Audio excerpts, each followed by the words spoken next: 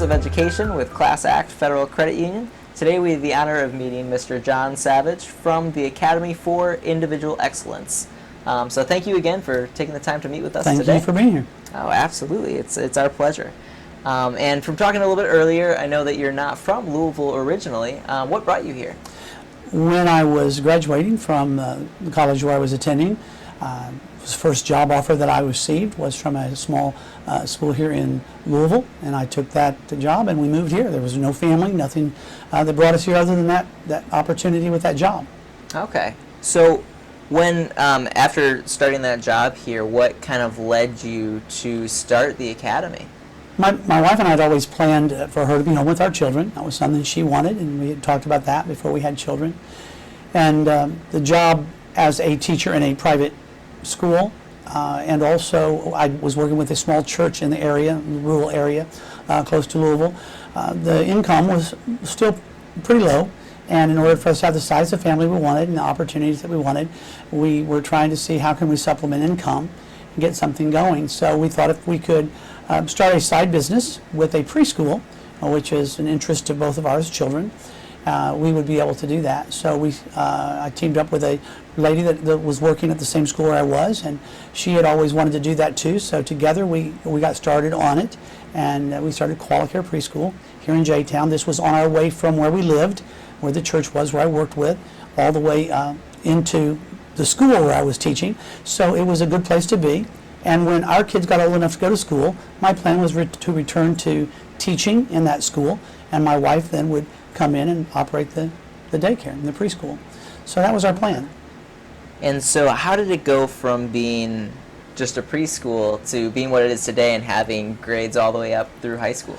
In the early 80s, it was a pretty tough financial time, and the school that I was working for, it was their first year. I was on the first string of teachers hired in, and it was just difficult to get something going off the ground, and in 4 years they had closed. And I had already started the preschool before I found out that they were closing, and so we were kind of committed to being here.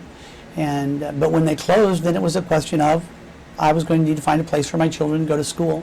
I'd always grown up in a public school, north of Indianapolis, a little community.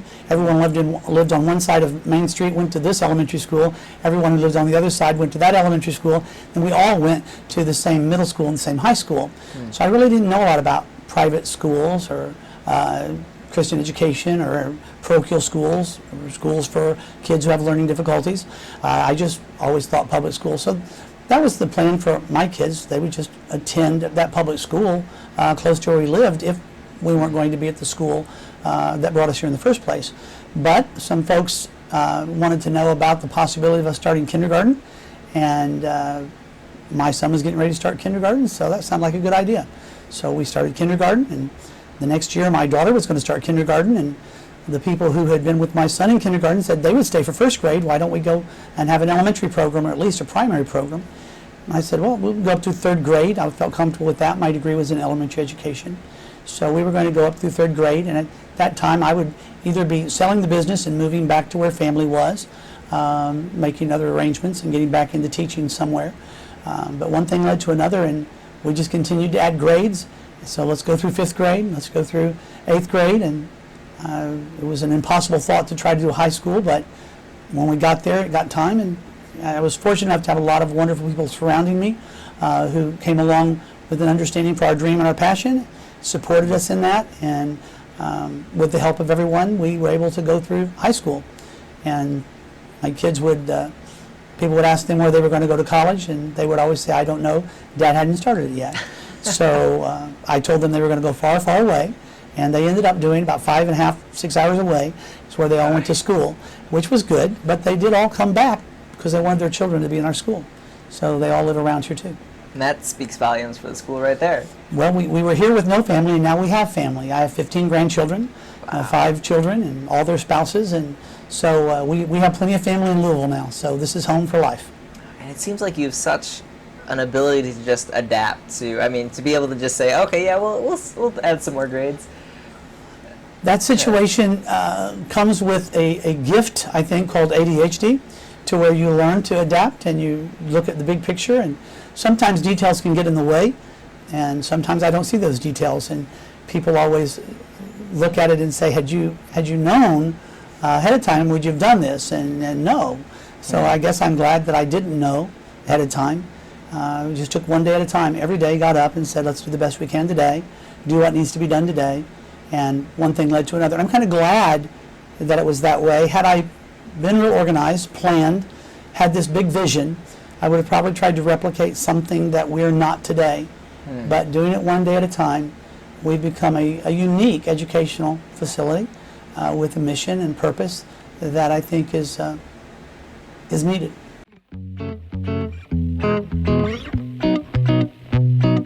In one word, it would just be family.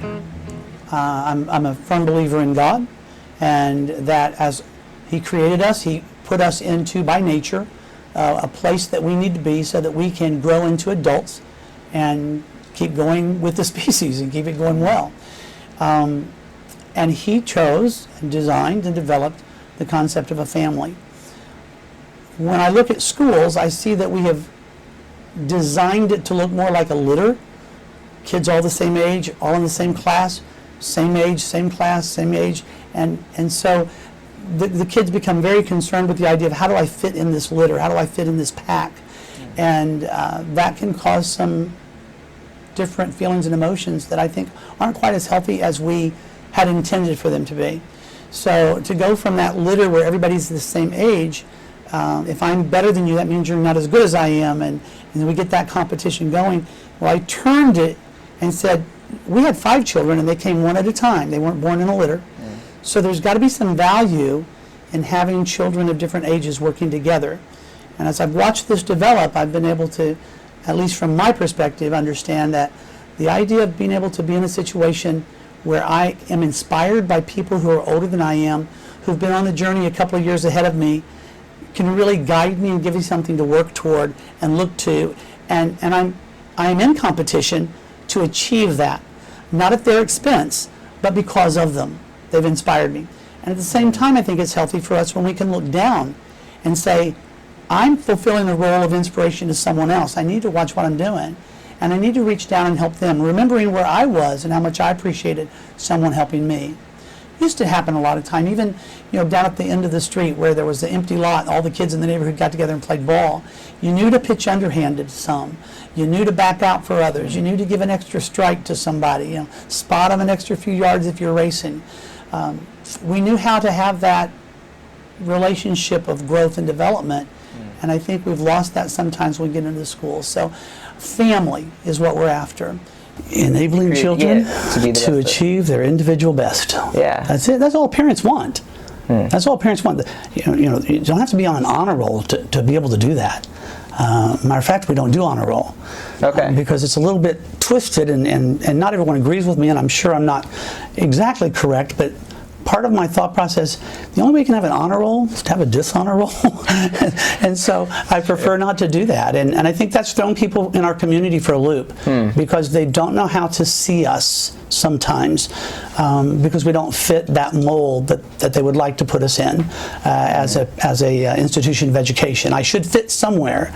And when they start asking questions, it's a little tough. I tell people, categorize. Yeah, I tell people sometimes when I'm meeting with new parents and having a meeting, I usually have several parents, sets of parents come together and address them all at once and show them the school.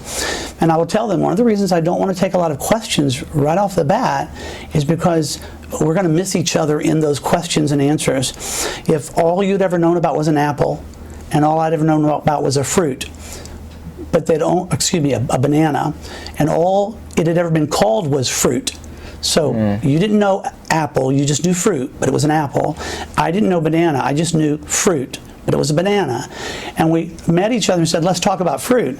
You would start asking me questions, and you might say, do you eat the peeling? And I'm going to go, no, I don't eat the peeling. Well, then what do you eat? Well, I eat the core, I eat the inside. And you're going to say, you eat the inside of a fruit? We'd be missing each other all over, and that happens with us a lot of times because we just don't fit. We're not trying to promote college education over vocational type training or working with kids who have learning difficulties or lower abilities.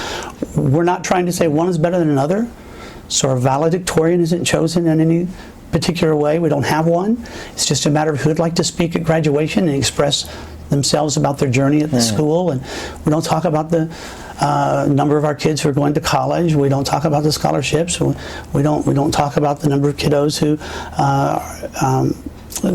do job placement and things. We just talk about where you are and what you're doing, and we'll talk to each one of those individually about what they're doing and what they should be doing, what their abilities are and what their goals are, and we'll talk to them individually and to their families, and we'll help them, whether it be through job, through vocational rehab, or through ACT prep, or through working to try to find a way for them to get into a job and start working in a mentor situation, apprenticeship type situation. We'll just deal with every one of those individuals and try to help them be the best they can be.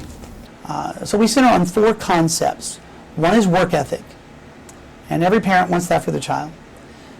The next one is engagement, a willingness to engage, to take a risk, to try it, to see what I can do with it, to be a part of things, to get my hand up, to walk up and say, what can I do, how can I help? To be engaged and have a confidence with that engagement. The third one would be accountability, that I'm not a victim, I don't blame others.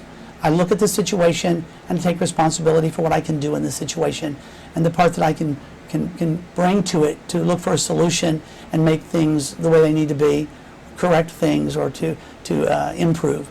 And then the last one, which I think is huge in our world, and that is compassion. So work ethic, engagement, accountability, and compassion. No matter who you are, if you have those 4 things, you're going to be more apt to work to your potential. There's a lot of people with a lot of capabilities that don't have those 4 things, and they're held back in life. And there's a lot of people who maybe don't have as much innate ability when it comes to academics and those types of things, but because they are these people of character that they've learned from within their family, perhaps, they're able to achieve a lot. And so, in looking at a school, we've kind of grown to try to mimic, not just say we feel like family, we're a happy family, we're all together, we're close, not that, but that we try to mimic the components that you would find in a family. Mixed ages, discussions that might occur around the dining room table, supporting one another of different ages, being inspired and inspiring others, and having the opportunity to be able to do that. So we've tried to mimic the family. Yeah, so there's no, I know sometimes it's, you mentioned a few different learning styles and that sort of thing, but really your concept would fit all learning styles. If it's children, right. If it's any child that can be born into a family. Now, there are limitations when it comes to education to some degree.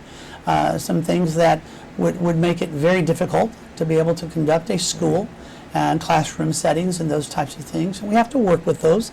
But we have students here who will go on and get their degree in college, and bachelor's and master's and doctorate. We have students here who will become experts in their field when it comes to vocational training and the workplace. We have students here who may never live on their own, fully independent, but they work together. And with those 4 components of work ethic, engagement, accountability, and compassion, they can achieve. And we have kids who come from the same class, who have relationships with each other, friendships with each other, but are so different. And that skill in and of itself is a huge skill when we go out into the world.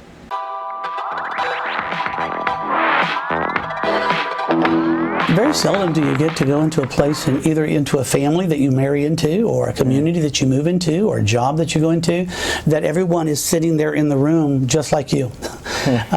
Some of them have some of those difficulties. Some of those learning different styles or anxieties or quirkiness, some things that have to go. And to be able to look beyond that and find the value, I think one thing that's to our advantage, we're a smaller school. Our total enrollment right now will be a little over 400. When we have difficulties with other students, student-to-student situation, we don't have a wide variety of places to go and say, well, you're not my friend anymore, I'm going to go over to this group, or I'll just go over to this group. You actually have to learn how to work it through. I tell people it's like my daughters, who used to live in one small room, the 3 of them. They could fight during the day, come up with a situation. By the time they went to bed at night or came out the next morning and came to the breakfast table, they were back on terms and learning how to be friends and not walk away through a crisis, but actually solve problems. We're really big on trying to coach students into how to identify the circumstance and solve problems, whether it be academic or social. And so this diversity does allow the opportunity for us to do that. Yeah, there's a lot of learning, I'd imagine, just experiencing that day in and day out. Yeah. You learn patience. You learn to look for value beyond the surface, and that's huge. I had a young lady years ago who wrote an entrance letter to a university here in town, one of the private universities here in town, and she gave a copy of it to me, and it spoke to this very thing where it says, I, in this setting, learned how to get along, understand, work with so many people of so many diverse backgrounds, where had I been in a larger setting, I think I would have been more apt to just hang with people like me, and then that would have been difficult. And so she actually, looking back, saw that as a strength. And she was a young lady that had started out with us at kindergarten, went all the way through, and is an accountant. But she was a very, very good young lady, and the way that she put that together was very sensible. It's such a unique concept that you don't really see, at least I haven't heard of regionally or anywhere around here anyway. So that's pretty amazing. Well, we get caught up on scores, which I can understand why that seems to be important. We get caught up on knowing if my child's ahead or behind, almost as if we're in traffic instead of on our own personal journey. And as we get caught up on evaluating, we forget sometimes that the true task is educating. And evaluating can almost drive the educating. And we need to have the educating, that teaching, making sure that we have learning occurring and a positive nature around that learning so that it's not stressful. It's competitive, it's challenging. Kids need it to be challenging in order for it to be something worthwhile,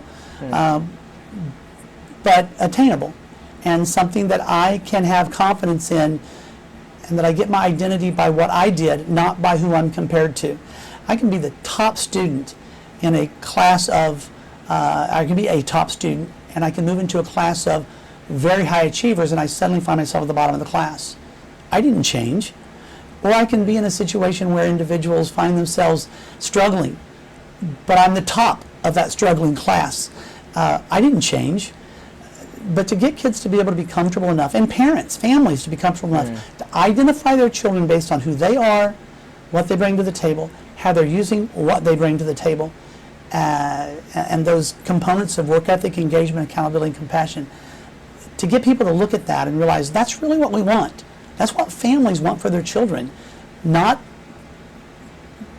really to be on the honor roll. We think that's what we're wanting, but when it comes down to it, and push comes to shove, that's not what we're wanting. We're wanting those other components. And because when we have children who can't be on the honor roll, we find out that they're almost on a dishonor roll, and that feels pretty bad. So when parents find that out and begin to look at the truth of the reality of that, it causes them to rethink it. And I think that if they are rethinking that and they find us, they'll find a place that can give them an opportunity to really come alongside their child and help them be what they as parents want them to be anyway. Wow, that's huge.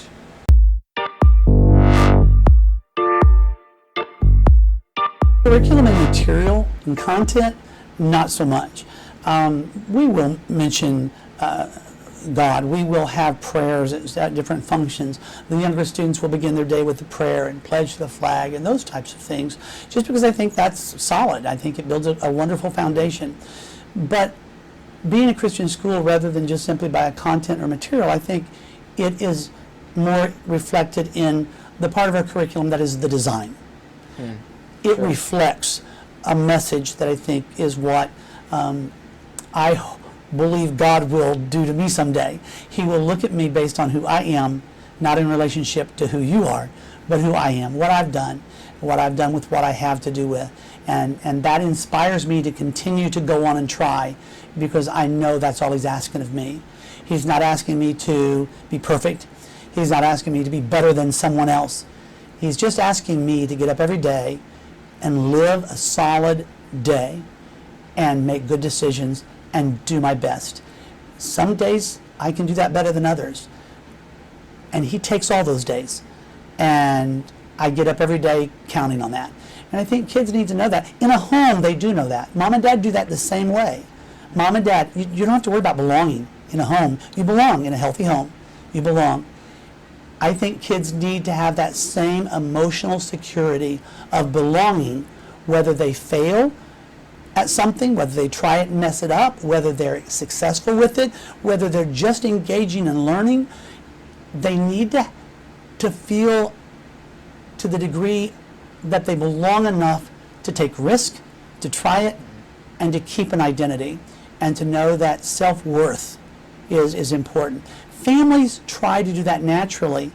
I don't see why we send them into an environment that doesn't try to do that. So I want to do that. I want to keep that same family environment, that same sense of belonging as much as we can. It's not perfect. We're not able to do it perfectly in a school setting, but it's certainly something that we really stressed and work toward, because we want that student to feel not always successful. They're not going to be. That's truth. Not always the best, because that's the truth. They're not going to be. But always feel respected and honored because they came to give their best on that day, and they're willing to try again tomorrow. I think that they've got to have that in order to be healthy. Yeah, I think that sense of purpose and identity is something you hear so often in society, and I think everybody knows that that's important, and so the fact that you focus on that so much is huge. Yeah. In homes, we focus on it, but we've lost so many tools within our home to do it. There's not as much opportunity to work at home, to be needed, if you will, at home, because we have developed a society that doesn't call for that. And so kids are loved, kids are taken care of, but oftentimes kids aren't needed. They don't see themselves in the place in the family as being essential, and that's something I think they miss. And so they mistakenly think that if I can be the best at something, if I can win at something, and I can be the best, and I can be the star, and I can be this, and I can be this, then I've earned my place. That's not the way it is in homes, and I don't think it's the way we were wired. I don't think that does our wiring any good. I think our wiring is done its best when we can grow up feeling self-worth. I belong, I'm needed, I fit, this is where I am. Not in a litter, in competition do I fit, but in a sense of a scheme of a family. I have my place and I belong. So that's what we're after. Yeah. And we learn at the same time. Yeah, well, that's important too. Yeah. We have kids that go on and have many doors open to them. And going to college and getting scholarships, or going into the workplace and moving up in management and doing those types of things. It doesn't seem to be holding our students back. Because you're learning multidirectionally, it seems like to me. Yeah. Yeah, you can take it and apply. When you apply work ethic, when you apply the willingness to be engaged, when you apply the willingness to be accountable for your actions and your choices, and you express compassion to people, you're going to be successful. That's what we're after.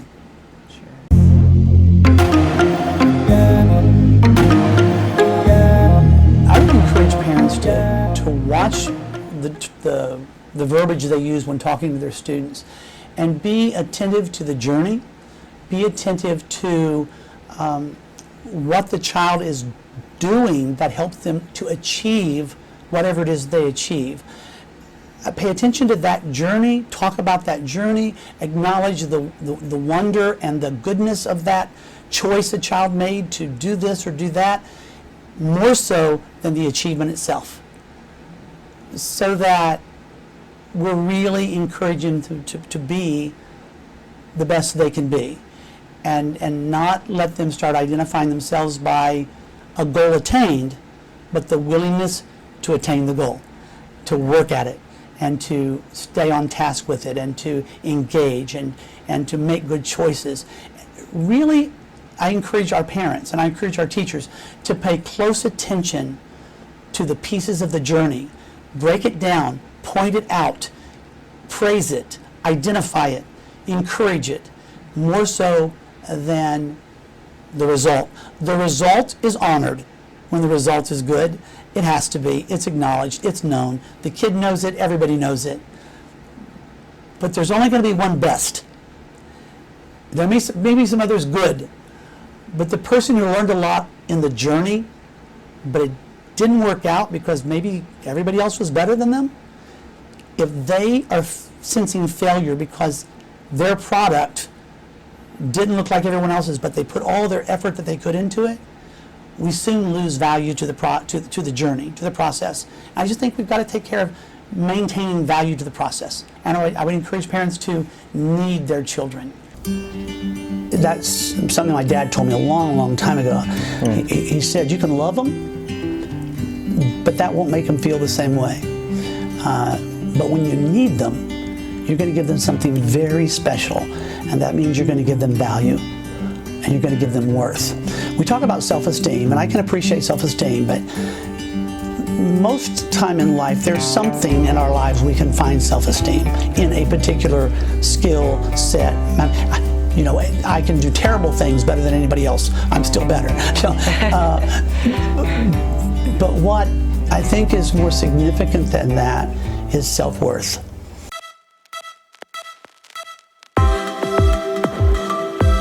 Being associated with Class Act's been a positive experience. They've been very attentive to needs, very responsive to our questions, and helping us understand situations that we might have that deal with finances. So that's been good. But I think one of the nice things for our school is that as they came in and introduced themselves to my teachers at one of our in-services and offered services to our teachers and let my teachers know that they honored them and respected them for the role they play in our society and our culture. That was a good day for me, to look at my teachers' faces and see that they appreciated the respect that they were gaining from the community in the way that took place. So Class Act has been a good situation for us.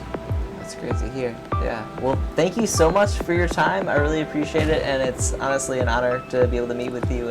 I appreciate you all taking the time to come in and talk and find out more about the Academy for Individual Excellence.